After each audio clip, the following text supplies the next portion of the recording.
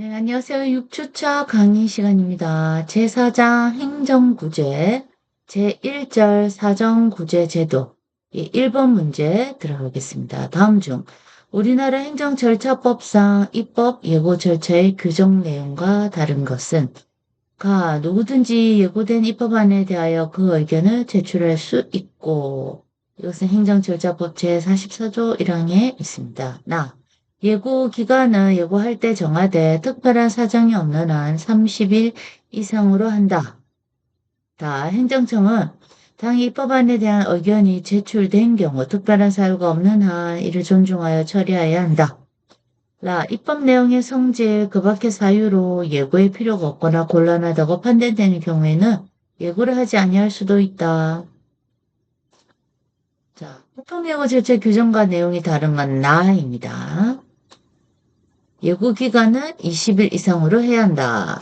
입법 예고 기간, 날짜를 외울 필요가 있겠네요. 입법 예고는 행정청이 법령을 제정, 개정하는 경우 이를 국민에게 미리 알리고 법령의 제정, 개정에 대하여 국민의 의견을 반영하기 위한 제도입니다. 법령 등을 제정, 개정 또는 폐지하고자 할 때는 당의 입법안을 마련한 행정청은 이를 예고해야 합니다. 다만 1. 신속한 국민의 권리 보호 또는 예측 곤란한 특별한 사정의 발생 등으로 인해서 입법이 긴급을 위한 경우 2. 상위 법령 등의 단순한 집행을 위한 경우 3. 입법 내용이 국민의 권리 의무 또는 일상생활과 관련이 없는 경우 4. 단순한 표현 자고를 변경하는 경우 등 입법령의 성질상 예고의 필요가 없거나 곤란하다고 판단되는 경우 5. 예고함이 공공안전 또는 복리를 현저히 해칠 우려가 있는 경우 예고를 하지 아니할 수도 있다. 이렇게 돼 있죠. 입법 예고 기간은 예고할 때 정하되 특별한 사정이 없는 한 20일 이상으로 한다. 그래서 행정절차법 제43조에 나타나 있고요. 누구든지 예고된 입법안에 대해서 그 의견을 제출할 수가 있고 행정청은 당의 입법안에 대한 의견이 제출될 경우에는 특별한 사유가 없는 한 이를 존중해서 처리해야 한다.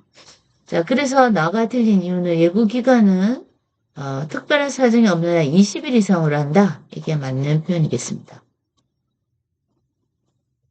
자, 2번 행정 절차의 필요성에 관한 설명에 부합하지 않는 것은 행정의 민주화, 국민의 권리, 의무에 지대한 영향을 미치는 행정처분 등에 있어서 공청회나 고지, 청문 등의 절차에 하여 이해관계인을 참여시키는 것. 행정작용의 적정화, 행정처분을 함에 있어서 그 상대방이 미리 이를 통지해서 그에 관한 의견 또는 참고 자료 등을 제출하게 하는 것. 행정의 능률화, 적절한 행정 절차에 따라 상대방의 능동적인 참여. 입법 기능의 보완, 종국적 처분에 앞서서 상대방에게 의견 진술, 자료 제출 등의 기회를 부여하는 것. 행정 절차 필요성에 관한 설명으로 부합하지 않는 것은 라입니다. 입법 기능의 보완이 틀렸는데요. 입법 기능의 보완이 아니라 사법 기능의 보완이 적절했다. 입법은 법을 이제 만드는 것이죠. 사법은 입법과 달리 어떤 처분이 내려질 것이죠. 그래서 1. 행정작용의 민주화, 이 행정작용의 적정화, 행정작용에 대한 사전적 권리구제, 행정작용의 능률화, 행정권의 재량권 행사의 통제, 실질적 법치주의 보장, 행정의 신뢰호, 민원의 사전 예방 이런 것들이 필요하다는 것이죠. 여기서 그 빈도 순위 높은 부분 6번 실질적 법치주의 보장 요게 단어가 형식적 법치주의로 나오면 혼동하시면 안 돼요. 양차 세계대전 이전에 세계대전 이후에 이렇게는 아니죠. 그래서 과거에는 형식적 법치주의라면 현대는 실질적 법치주의다. 이렇게 구분하시면 되겠습니다. 자, 3번 문제 행정 절차의 법적 규제를 통해서 기대할 수 없는 효과는 되며 기대할 수가 없다.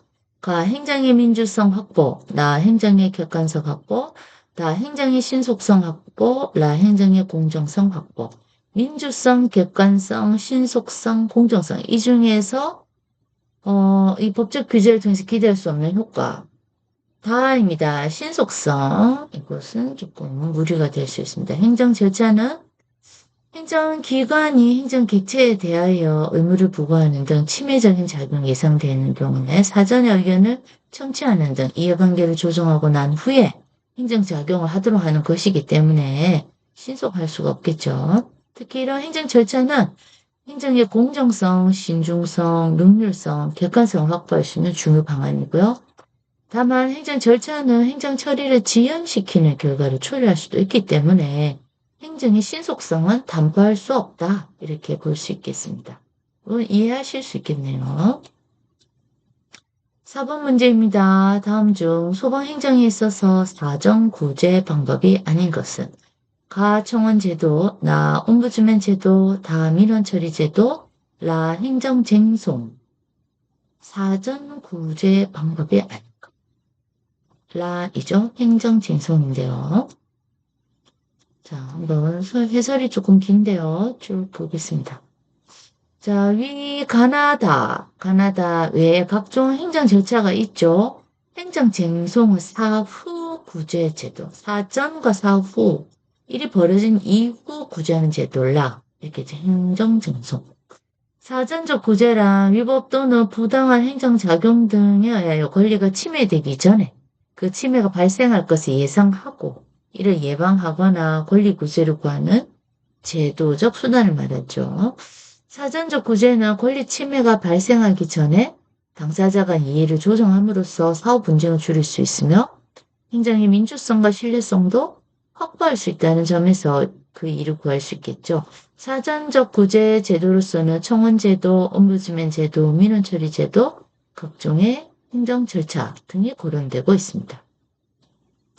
청원이란 국민이 국가 또는 공공단체 기관에 대해서 공권력 행사 또는 국정에 관련하여 자신의 의견, 불만, 희망 등을 문서로 게시하거나 시정을 요구하는 것으로 청원권은 헌법상 보장된 기본권이며 개별 입법으로 청원법이 제정되어 있습니다. 또한 옴부즈맨이란 본래 공공기관이 법적 책무를 적정하게 수행하고 있는지 여부를 국민을 대신해서 감시하기 위해서 의회에 의해 선출된 의회 대리인 내지 의뢰인을 말하는데요. 고충처리위원 제도를 통한 고충민원처리 이런 것이 보통 외국의 옴부즈맨 제도와 유사합니다.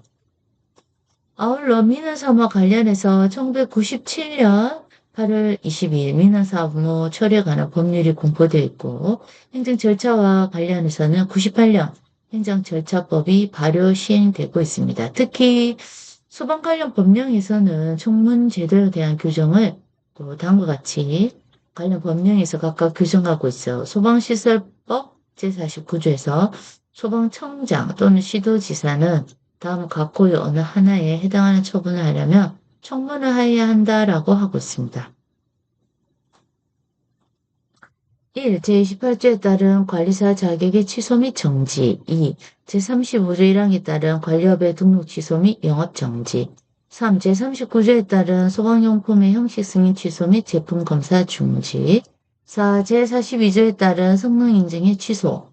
5. 제43조 5항에 따른 우수 품질 인증의 취소. 6. 제47조에 따른 전문기관 지정 취소 및 업무 정지 이런 것들이 있고요. 화재예방법 제46조에서 소방청장 또는 시도지사는 다음 각 호의 어느 하나에 해당하는 처분을 하려면 청문을 해야 한다. 그래서 1. 제31조 1항에 따른 소방안전관리자의 자격 취소. 이건 소방청장이 할 수 있다는 것이죠. 2. 제42조 제2항에 따른 진단기관의 지정 취소, 소방시설 공사법 제32조 제9조 1항에 따른 소방시설업 등록 취소 처분이나 영업정지 처분 또는 제28조 사항에 따른 소방기술 인정 자격 취소 처분을 하려면 청문을 하도록 규정하고 있다. 라고 하고 있습니다. 네, 제2절입니다. 사후 구제 제도입니다. 1번 공무원의 적법한 행정행위에 의해서 손실을 입은 경우에 그에 대해 정보할 수 있는 제도는 가 행정상의 손해정보, 나 행정상의 손해배상, 다 행정상의 행정소송, 라 행정상의 손실보상. 자, 이 중에서 공무원의 적법한 행정행위에 의해 손실을 입은 경우 라 행정상의 손실보상. 질문 자체에도 손실을 입은 경우 그에 대해 정보할 수 있는 제도. 손실보상. 예. 자, 행정상 손실보상은 공공 필요에 의한 적법한 공권력 행사에 의해서 개인의 재산에 가해진 특별한 희생에 대해서 사유재산권의 보장과 공평부담이라는 의미에서 행정주체가 하는 조절적인 정보를 의미하고요. 행정상 손해보상은 국가 등 행정주체에 위협한 활동으로 발생한 손해에 대해서 행정주체가 그 손해를 정부하려는 제도를 말한다. 이렇게 그렇습니다. 우리가 행정주체객체 우리가 첫 시간에 재차 여러 번 개념을 정리해 드렸습니다. 2번 행정상의 강제 집행과 즉시 강제의 공통점은 질문 자체에도 강제가 들어간대요. 목전에 임박한 것은 즉시 강제였죠. 가 행정목적 실현의 긴급성나 행정법상의 의무 불이행, 다 비권력적 사실이니 라 국민의 신체 재산에 대한 실력 행사, 공통점을 라야 되겠죠. 국민의 신체 재산을 지키기 위해서 하는 실력 행사가 강제 집행과 즉시 강제다. 근데 그 구분하는 문제가 기출에 가끔 나오는데요. 즉시 강제는 일단 눈앞에 목전에 임박한 일이죠. 자, 그래서 의무 부과와 의무 불이행을 전제하지 않습니다. 예. 그리고 이 강제 집행은 이 안에 대집행, 행정 대집행이나 강제금, 직접 강제, 강제 징수 이런 것들인데요. 자, 일단 강제하는 것이죠. 그래서 의무 부과와 의무 불이행을 전제하고 있어요. 그래서 의무를 이행하지 않았다. 의무를 해야 하는데 의무를 다하지 않았다 할 경우 강제 집행이 들어가는 것이죠. 강제 집행은 다 그 전에 예고가 있고요. 즉시 강제는 처음에 말씀드린 것처럼 그 목전에 임박했기 때문에 예고가 불필요할 수 있습니다. 네, 3번 문제 보실게요.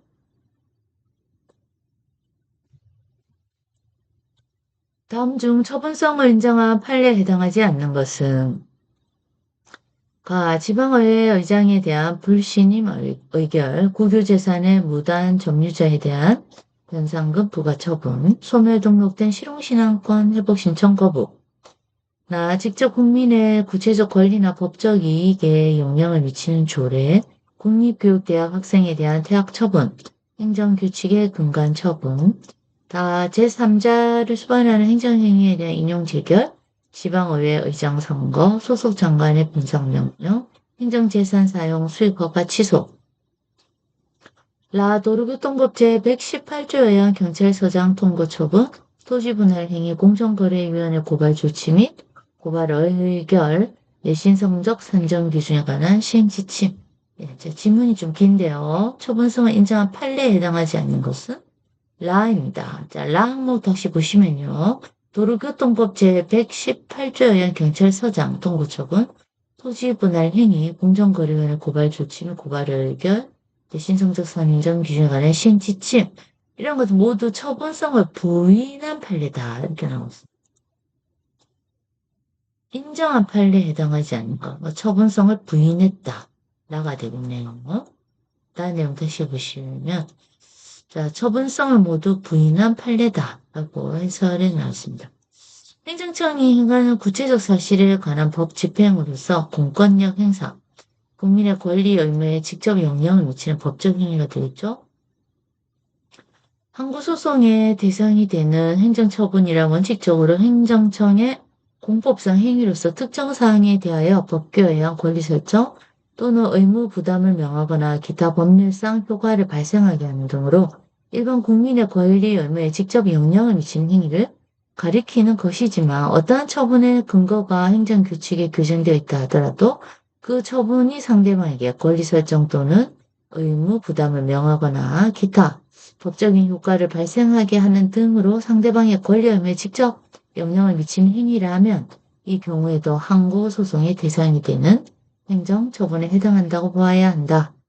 한편 행정청의 어떤 행위가 항고소송의 대상이 될 수 있는지 문제는 추상적 일반적으로 결정할 수가 없고 구체적인 경우에 행정처분은 행정청이 공권력 주체로서 행하는 구체적 사실에 관한 법 집행으로서 국민의 권리 의무에 직접적으로 영향을 미치는 행위라는 점을 염두에 두고 관련 법령의 내용과 취지, 그 행위 주체, 내용, 형식, 절차, 그 행위와 상대방 등 이해관계인이 있는 불이익과의 실질적 관련성, 그리고 법치 행정의 원리와 해당 행위, 당의 행위에 관련한 행정처 및 이해관계인의 태도 등을 참작해서 개별적으로 결정해야 한다. 이렇게 보고 있어요. 그래서 처분성이 문제되는 사례,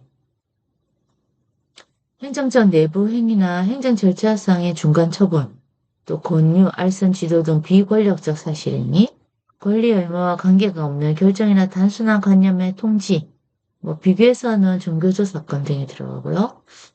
질의의 신이나 진정에 대한 답변, 당초 처분과 경정 처분, 뭐 이런 것들이 있겠습니다. 이제 넘어가겠습니다.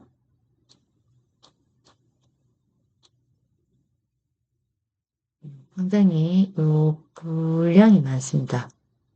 자, 쭉 4번 문제 들어가겠습니다.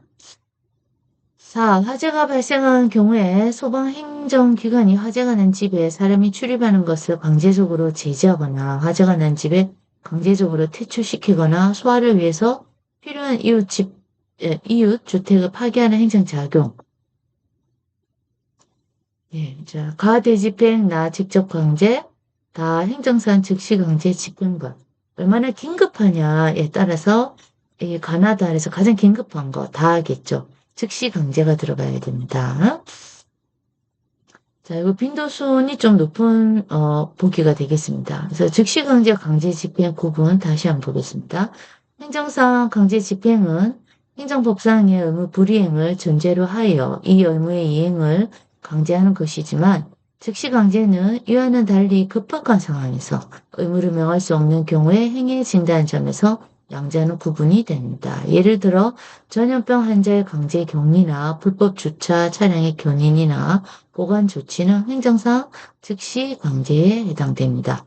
강제 집행의 종류 및 근거를 보면요. 강제 집행은 의무 불이행이 있는 경우에 행정청이 의무자의 신체 또는 재산에 실력을 가하여 그 의무를 이행시키거나 이행한 것과 동일한 상태를 실현시키는 것을 작용으로 이런 강제 집행에는 강제 징수, 직접 강제, 집행벌, 대집행 등이 있습니다. 행정상 강제 집행은 국민의 기본권에 대한 제한이 따르기 때문에 당연히 법적 근거가 존재해야 하고요. 대집행의 근거법으로는 대집행에 관한 일반법인 행정대집행법과 대집행에 관한 개별법 규정이 있고 행정상 강제징수에 대한 근거법으로 국세징수법과 국세징수법을 준용하는 여러 개별법 규정이 있습니다. 직접 강제와 행정벌은 각 개별법에서 예적으로 인정하고 있습니다. 네, 5번 화재가 발생하거나 불이 번질 우려가 있는 소방 대상물 및 그 토지에 대한 강제 처분권에 대해서 바르게 연결한 것은 자, 여기 좀 혼동이 될 수 있는 부분들이 보기에 있네요. 자, 경찰청장, 소방서장, 소방대장, 나 행정안전부 장관, 소방서장, 소방대장, 다 소방본부장, 소방서장, 소방대장, 라 시도지사, 소방서장, 소방대. 네, 소방 대상물 및 그 토지에 대한 강제 처분권. 소방이란 말이 다 들어가야 됩니다. 소방. 자, 가는 보니까 경찰 들어가서 안 되고요. 나는 행안부 장관 안 돼요. 라는 시도지사 안 되죠? 그래서 다밖에 없네요. 정답은 다입니다. 풀이 조금 쭉 보겠습니다. 이거 중요한 부분이라서요. 소방기본법 제25조 강제처분 소방본부장, 소방서장, 소방대장은 사람을 구출하거나 불이 번지는 것을 막기 위해서 필요한 때 화재가 발생하거나 불이 번질 우려가 있는 소방 대상물 및 토지를 일시적으로 사용하거나 그 사용의 제한 또는 소방활동에 필요한 처분을 할 수 있어요. 소방본부장, 소방서장, 소방대장은 사람을 구출하거나 불이 번지는 것을 막기 위해서 긴급하다고 인정한 때 제1항에 따른 소방대상물 또는 토지 외에 소방대상물과 토지에 대하여 제1항에 따른 처분을 할 수 있어요. 3. 소방본부장, 소방서장 또는 소방대장은 소방활동을 위하여 긴급하게 출동할 때 소방자동차의 통행과 소방활동에 방해가 된 주차 또는 정차된 차량 및 물건 등을 제거하거나 이동시킬 수 있어요. 4. 소방본부장, 소방서장 또는 소방대장은 제3항에 따른 소방활동에 방해가 되는 주차 또는 정차된 차량의 제거나 이동을 위하여 관할 지방자치단체 등 관련 기관에 견인 차량과 인력 등에 대한 지원을 요청할 수가 있고 요청을 받은 관련 기관의 장은 정당한 사유가 없으면 협조해야 돼요. 5. 시도지사는 제4항에 따라 견인 차량과 인력 등을 지원한 자에게 시도의 조례를 정하는 바에 따라서 비용을 지급할 수가 있다. 그래서 마지막에 나온 이 시도지사의 역할, 시도의 조례에 정하는 바에 따라서 비용을 지급해야 되는 것이죠. 6번 문제입니다. 다음 중 즉시강제의 종류로 올바르게 된 것은 즉시강제는 가장 긴급한 것이죠. 그래서 예고를 할 수도 없어요. 그리고 목전에 임박했다는 표현이 적합한데요. 가, 대인적 강제, 대집행, 대물적 강제. 나, 직접 강제, 대인적 강제, 대집행. 다, 대인적 강제, 대물적 강제, 대강제. 라, 대인적 강제, 대집행. 자, 일단 대집행이 들어가는 건 즉시 강제라 할 수 있을까요? 지금 대집행이 가나라에 들어가 있네요. 정답은 다입니다. 즉시강제는 대인적 즉시강제, 대물적 즉시강제, 대가택적 즉시강제가 있습니다. 7번입니다. 다음 중 정보 공개 제도의 필요성은 가 국가기밀의 보호나 데이터 보호, 다 국민의 알 권리의 보장, 라 국민의 사생활의 보호. 몇 번일까요? 다입니다. 국민의 알 권리 보장으로서 정보 공개 제도가 필요한데요. 네, 풀이 한번 보시겠습니다.